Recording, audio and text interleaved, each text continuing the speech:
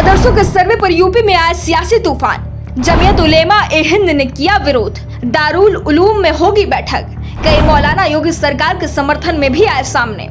UP की सियासत में इस समय अचानक राजनीतिक तूफान आ गया है और इस तूफान के पीछे योगी सरकार का एक आदेश। योगी सरकार अब प्रदेश के सभी मदरसों का सर्वे कर रही है, जिसमें गैर मान्यता प्राप्त मदरसों को शामिल किया गया है। सर्वे के लिए 10 सितंबर तक टीम का गठन हो जाएगा और 15 अक्टूबर तक ये सर्वे हो जाएगा।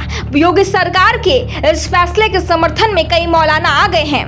बरेली के मौलाना तौकीर रजा खान ने कहा, अगर सरकार मदरसों पर डेटा एकत्र करना चाहती है तो किसी को समस्या क्यों होनी चाहिए।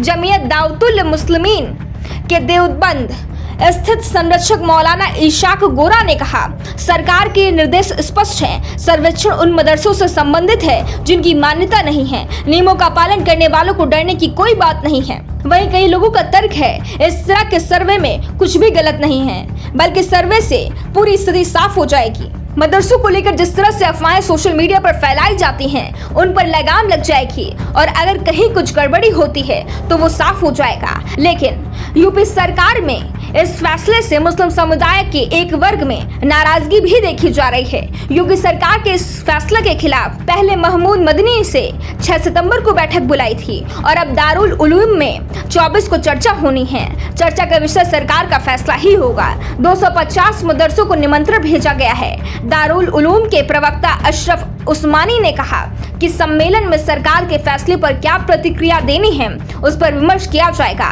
दूसरी ओर सरकार ने साफ कर दिया है कि मदरसों के सर्वे का मकसद शिक्षा की स्तर की जांच करना है, जिसमें अगर कुछ कमी हो तो उसे पूरा किया जा सके और कोई गड़बड़ी हो तो उस पर एक्शन लिया जा सके। गैर मान्यता प्राप्त मदरसों के विवरण में सर्वे टीम गैर मान्यता प्राप्त सभी मदरसों में जाएगी। मदरसे का नाम, मदरसे का संचालन करने वाली संस्था का नाम, स्थापना वर्ष, मदरसे के छात्र छात्राओं के खिलाफ आवश्यक बुनियादी सुविधाओं की सूचना जुटाएगी। इसके साथ ही मदरसे में पढ़ने वाले छात्र छात्राओं की संख्या, शिक्षकों की कुल संख्या, मदरसों में लागू पाठ्यक्रम, मदरसे की आय का स्रोत भी पता करेगी। अगर मदरसे में पढ़ रहे छात्र किसी दूसरे विद्यालय में भी पढ़ रहे हैं तो उनकी जानकारी भी जुटाएगी।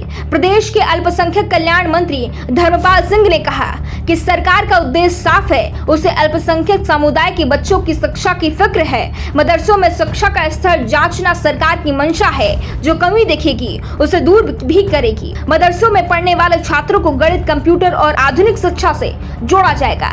सरकार की कोशिश सबका साथ सबका विकास का है, लेकिन अल्पसंख्यक समुदाय के लोगों को अच्छी शिक्षा से वंचित करना चाहते हैं, इसलिए राजनीति हो रही है। वैसे सरकार के दावे कुछ भी हों, लेकिन जिस तरह से असम में मदरसों पर कार्रवाई हो रही है, उसके बाद यूपी में भी इनके सर्वे ने कई लोगों की नींद उड़ा दी है। उन्हें डर लग रहा है कि असम जैसी कार्रवाई यूपी में शुरू ना हो जाए। वैसे योगी सरकार ने साफ कर दिया है कि उनकी कोई ऐसी मंशा नहीं है। यूपी मदरसा शिक्षा बोर्ड के आंकड़ों पर भरोसा करें तो राज्य में इस समय 16,000 से ज्यादा मान्यता प्राप्त मदरसे हैं। गैर मान्यता प्राप्त मदरसों की संख्या इससे भी ज्यादा हो सकती है, लेकिन सरकार के फैसले का विरोध भी जमकर हो रहा है।